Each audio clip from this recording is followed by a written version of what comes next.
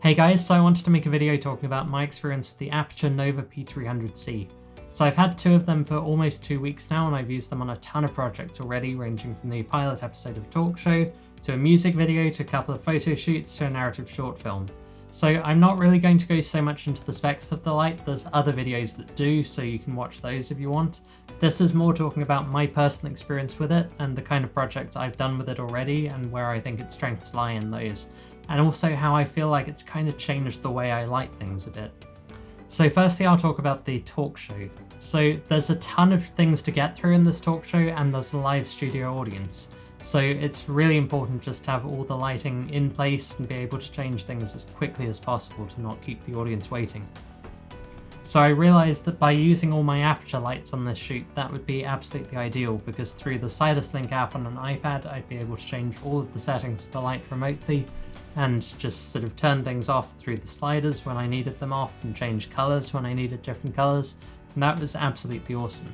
So the Nova panels I mostly used kind of similarly to how I'm using them now as backlights. So there are a lot of practical neon signs on set, so I was able to use the color picker in the Sidus app to pick the exact color of the neon sign and set the Nova panels to match that, which looked really, really cool. Having an RGB fixture is just awesome for this kind of shoot because it just saves so much time gelling things, and it means once you've chosen a color, you don't need the same color for the entire show because you can change it so easily just with the wheel on the app. Also, having all the effects built into this is awesome because for the music performance bit of the show, I was able to set a color chase sequence with my 2 Nova panels and my 4 MC lights, and that could all just be syncing up really beautifully. And that looked cool, and it just sort of adds another level of dimension to a music performance section, just having the lights sort of animated a little bit.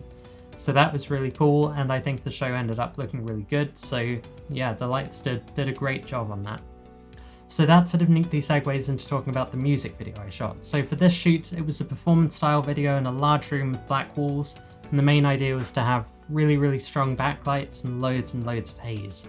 Now, because I'd not really had much time with the director before the shoot to prepare the look, because I'd come straight from another project, this was quite a low budget shoot, so we'd not really had pre-production time. We didn't quite know the exact color temperature or whether we'd use saturated orange or what we'd end up going for. So having the Nova panel was so useful for that because I was able to just look through the camera with the director and cycle through 3200 Kelvin, cycle all the way to 2000 Kelvin.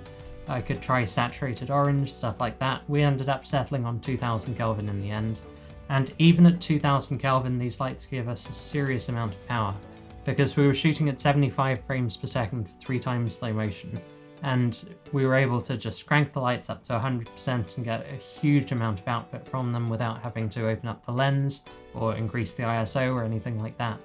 So they were really, really useful for that. And that's the thing, having an RGB light, it's all about flexibility. It's all about the amount of time it saves. You don't have to keep gelling a light in different colors to decide on the look.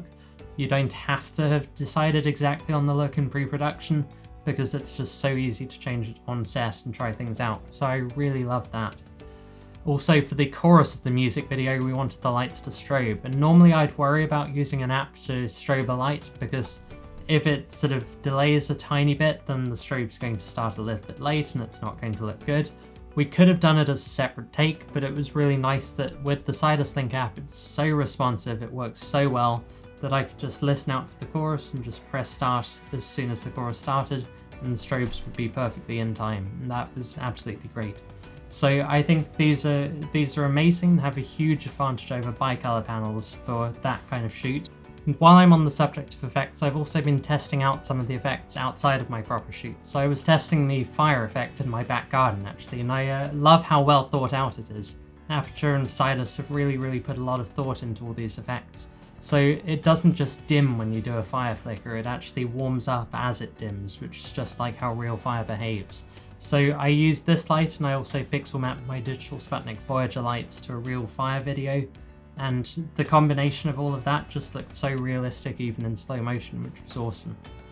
I also tried the police effect, and because this light has so much output, even in daytime, shooting the Nova panel through a window with some natural light coming in as well, it could still easily overpower the natural light and give you a really strong police siren effect coming through the window. I think it's great just having so much output on these lights, because although sometimes you don't need it, like right now it's only at 5% and that's all I need, having the option for when you do need it is so useful. So I also tested the hardest scenario for this kind of light to deal with, which is having a sun, the harshest sort of midday sun backlighting me, no clouds in the sky at all, and I was seeing if I could get a good key on my face using one Nova panel in this situation, and it did an absolutely great job. In fact, to be honest, it was probably too bright. I had to squint looking at it. I had to wear sunglasses in the video so I wasn't squinting too much, because it's a crazily bright light, and it's more than enough even for that sort of situation from like a couple of meters away. In reality, I wouldn't recommend lighting in that way because it's horrible for your actors to have such a bright, harsh light in their face. So I'd recommend using some sort of diffusion frame and maybe blasting 2 of them through a diffusion frame so it's still got the punch but without being one sort of small hard light source, so that'd be a little bit nicer for the actors. But it's great that it could actually deal with proper sunlight outdoors for such a tiny panel. That's an amazing feature. So for the photo shoots, I used the Nova panel for key light and backlight pretty much throughout, because what I loved mostly about the Nova panels is how good the skin tones are on them. They've clearly put a lot of thought into the white light, so there's so much variation in skin tones. It's not just sort of generic skin tone. There's like reds in the shadows, there's all these beautiful colours that are naturally there in the skin tones, and that just gives you a beautiful realistic looking skin, which I think is so much nicer on camera. So these have a huge advantage over a lot of other RGBW panels. It was like lighting with a proper tungsten light, which I absolutely love. So the softness of these Nova panels as a backlight is already perfect for this kind of shoot. So like you can see now, even from a decent distance, it's quite a nice soft backlight on me and looks really good, so I didn't feel I needed to soften that any further. For the key light, I mostly shot it through a 6x6 frame of diffusion, and because it's got such a wide spread, it had no issue filling the 6x6 frame from not too big a distance, because I didn't have a lot of space in the studio, so I needed the most portable setup I could have. Using a 6x6 in that space was already kind of crazy, but because, as I say, the beam angle's so good on the Novas, it was no problem at all. Also, because the output's so high, I could set my shutter really high on the camera to freeze motion, so the model was sort of freer to pose and move around a bit. I mean, that's hopefully not how she posed, because that looks terrible. But she was just free to move around, the motion would be perfectly frozen just as if you were using strobes, and it looked really great. I was also able to use the RGB quite a bit because we were doing some coloured lighting, and that just looked really great on the Novas as well. I found there was still detail in there, because sometimes if you're using fully saturated colours it kind of loses detail unless you're gelling a white light. But this still felt really good, especially in the raw files on the A7R3. There was plenty of detail in there and it looked so good. And being able to actually just change the colours and try things out a little bit in the Sidus app was so useful too. So for photography, I found these absolutely awesome lights to work with. Then for the narrative short films I worked on, I often used the Nova in a similar way through a large diffusion. So I'd use like a 2x1 meter diffusion because I could keep both characters even sat quite far apart for a dialogue scene in the wide shots, and that would look good. Then when I came in for close-ups, I'd just sort of swing it around a little bit for each person just to make sure it shaped the light beautifully. And I got a lovely soft light. Again, you didn't need too much distance between the light and the frame because it's got such a wide beam. And I think that was awesome. The output was great, even dealing with some natural light. So that was really, really useful. But also, I just love having the option of colours. So I was filming a scene which was meant to be set in a hotel room kind of at dusk. We were filming in daytime, so we had to have the blinds shut because obviously it's daylight outside. So I thought, well, how can I kind of sell it as dusk, not really have daylight coming through? And I actually had the idea that some of these dodgy hotels have neon signs, so I could use a colour similar to what I've got there as simulating like a neon sign outside, and it added so much extra detail to it rather than just having moonlight ambience or whatever, or just no light at all coming from outside. It just makes such a big difference having that. And I might not have thought to bring that particular gel with me to get that kind of look in reality, but having a light that can do it all without worrying about that is so useful. Then when I came in for close-ups, I could sort of open the blinds a bit and get that proper backlight going in, which looked really good. And I found that awesome. So that's just one thing I absolutely love about having an RGBW fixture, because you can think of things on the spot and try them out without having to worry about if you've brought the right gels with you. In another scene, I was actually able to set the Nova to a slightly green color as a fill light, because what I'd noticed is it was filming in like a garage type area, and there was a window which had trees that had sort of overgrown right up to the window, and that was giving a tiny bit of a green light anyway from the daylight sort of coming through the trees and then coming through the window. So I could absolutely get away with using a little bit of green subtly in my fill light from the Nova panel. So I was able to just dial in the exact color I wanted, sort of try a few things, make sure it wasn't too saturated to look too weird. And there's no way I'd have had all of these gels in my arsenal when I happened to come on set that day to do that, because I'd not really planned to do a green light because I hadn't been able to see the location to see there was naturally something green coming through.